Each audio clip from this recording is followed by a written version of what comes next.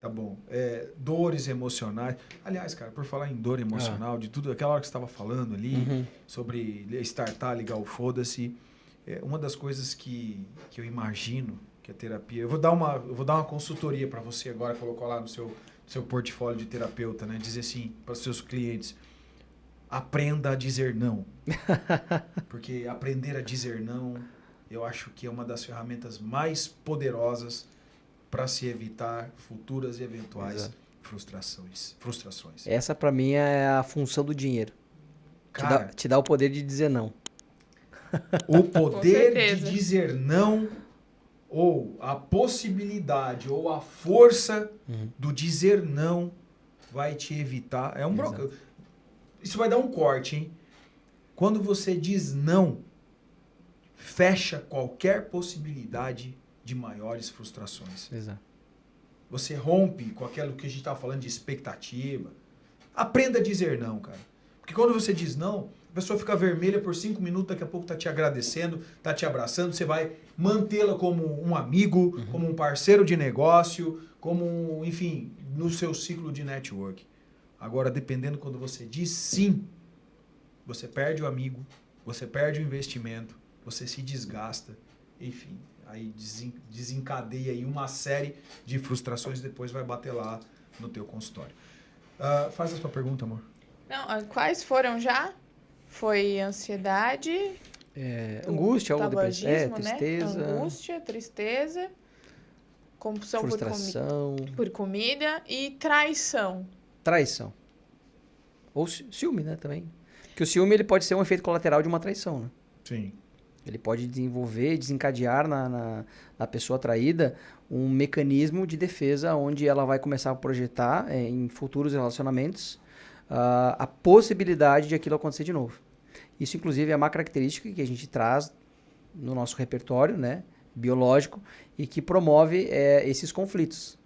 Ou seja, eu não quero ser ciumento, mas o meu repertório, o meu aprendizado diz que eu devo tomar cuidado. E esse conflito entre eu preciso segurar e eu preciso deixar porque eu entendo que é o certo a se fazer, gera uma sensação ruim, né? Uma dor. Na questão da traição, em que sentido? De você trair ou de você ser traído? De você trair. Eu já fiz uma live sobre isso. São inúmeros fatores, né, em relação à traição. Às vezes o relacionamento não está legal, a pessoa não tem coragem de chegar ao fim, por conta de questões burocráticas, né? Casamento, negócios, filhos, etc. Às vezes também pode ter o fator mau caratismo de uma das partes, né? Aquela questão de, mesmo sabendo que é errado, eu vou lá e faço, porque eu estou pensando só em mim e não em toda a estrutura que está envolvida. Mas não é algo assim fácil de nós analisarmos, porque tem muitas variáveis relacionadas. E eu recebi poucos clientes que me confessaram ter traído, porque essa é uma questão assim, muito sensível.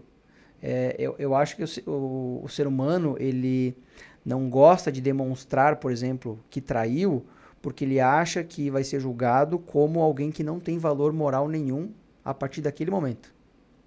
Só que a traição ela não envolve só a questão sexual, envolve traição de negócios, envolve traição de sentimentos. Quebra de confiança. Quebra de confiança. Então isso também engloba a traição. Só que todo mundo, claro, leva para a questão da questão do relacionamento, do sexo, enfim.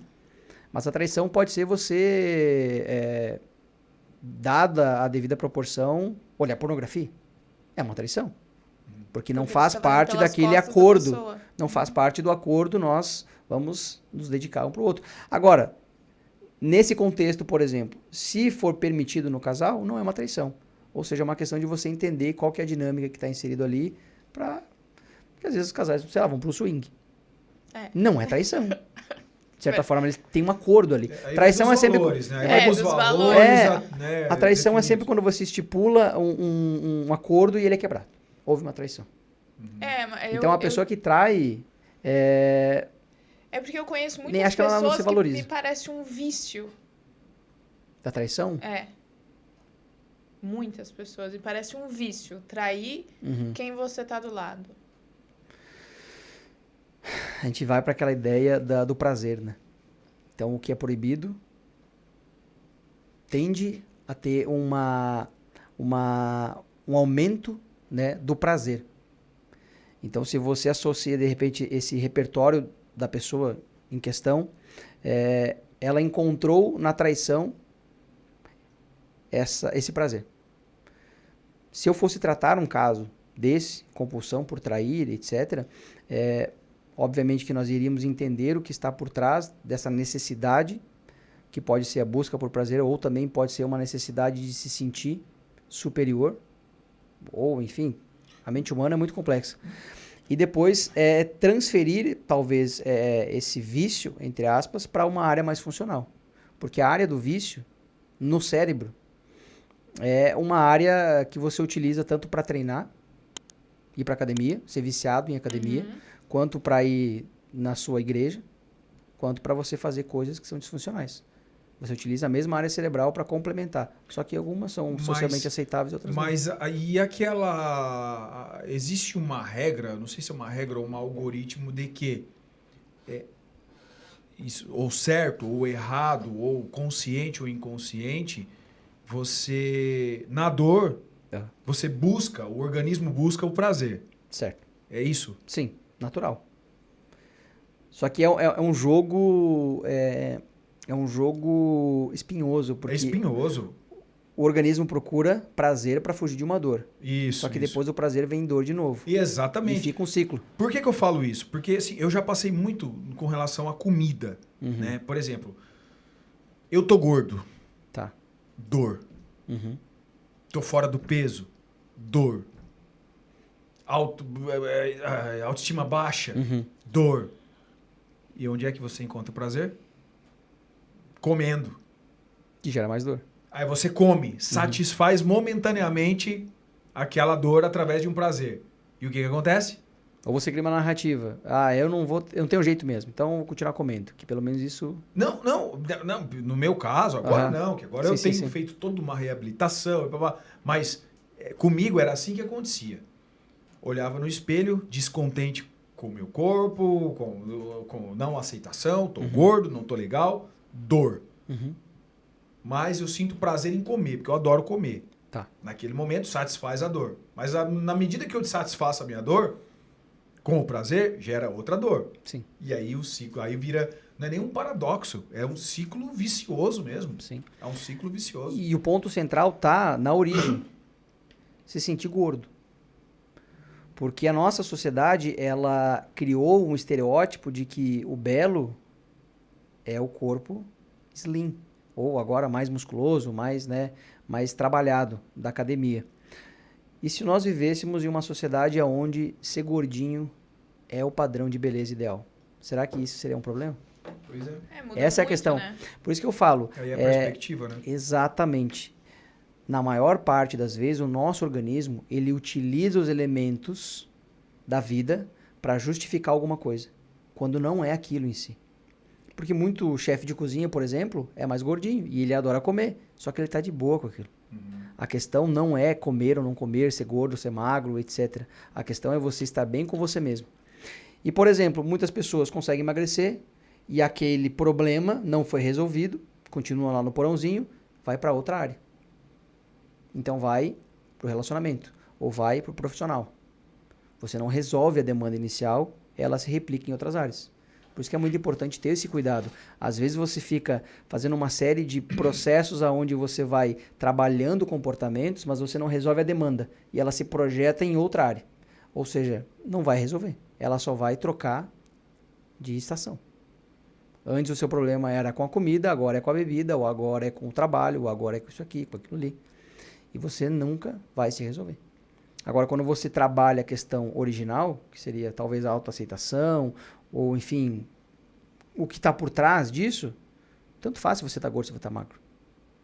Só que, quando você trabalha a autoaceitação e você gera amor próprio, pode ter certeza que você vai buscar o melhor para você. Você não vai admitir se estragar. Você não vai admitir que alguma coisa fique no seu caminho e te impeça de buscar a sua felicidade. Então, eu trabalho no resumo da obra com amor próprio. Para que aquele indivíduo se conheça e ele se ame a tal ponto que ele não admita mais que aquele tipo de comportamento, que aquele tipo de pessoa, que aquele tipo de situação interfira no amor próprio. É como se ele criasse um círculo em volta. E a pessoa, ao contrário do que se pensa, ela não fica reativa, ela não sai da terapia chutando o balde, fala, agora eu vou dominar o mundo. Pelo menos eu não oriento os meus clientes assim, né? Porque ninguém tem culpa do que você trabalha na terapia. A pessoa saiu de casa de um jeito, voltou quebrando tudo. Agora eu vou me separar. Se levanta desse sofá. Não é assim. Então, quando a pessoa ela desenvolve amor próprio e ela cria uma barreira onde ela se protege com esse amor próprio, ela fica mais tranquila. Ela fica mais calma, ela fica mais serena, mais centrada. Ela consegue decidir com mais clareza. Agora, quando alguém ultrapassa essa barreira, o bicho vem à tona. Não que a pessoa reaja para atacar, mas ela simplesmente se posiciona. Não, ela reconhece, aqui, né? não. Você não vai fazer. Aí entra naquele ponto que você falou, saber dizer não. Mas não é um saber dizer não, eu preciso desenvolver ou não. Ele vai ser natural. Porque se alguém mexer com seu filho, ninguém precisa te ensinar o que você tem que fazer. Não. Você sabe o que tem que fazer. É sobre isso. Quando alguém mexer com você, você não precisa aprender como reagir. Você sabe como reagir. Você sabe como se posicionar e falar, opa, é só até aqui. Amizade é amizade, negócio é negócio, mas isso eu não permito. A pessoa recua, voltamos para a normalidade. Exato. E mais forte. Agora, você já sabe, ultrapassou essa linha, você vai conhecer uma face minha que é útil para esse tipo de situação. Porque muitas pessoas fogem, né? Elas querem fugir da sombra, dos defeitos. Eu não quero ter raiva. Quer agradar, né, velho? Eu não quero ter raiva, eu quero ser uma pessoa sem raiva. Às vezes eu via muito isso no consultório. Eu acho feio ter raiva. E eu penso assim, ok, mas se alguém agredir o seu filho, você vai precisar de raiva, não no sentido de ir lá agredir de novo, mas pelo menos para se colocar num estado de motivação e proteger. Né? Sim. A ira se proteger. A ira é uma coisa boa. Exato, né? Ela é muito boa. Nem que seja para você se proteger. Ela é muito boa para motivar. Ela é muito boa para te colocar em ação. Agora, no lugar errado, com a pessoa errada, sem controle, é fogo que queima. E eu sempre comparo a raiva com o fogo. O fogo pode produzir um alimento sensacional, pode esquentar, pode dar vida. Agora o fogo pode te queimar e te consumir e não restar mais nada.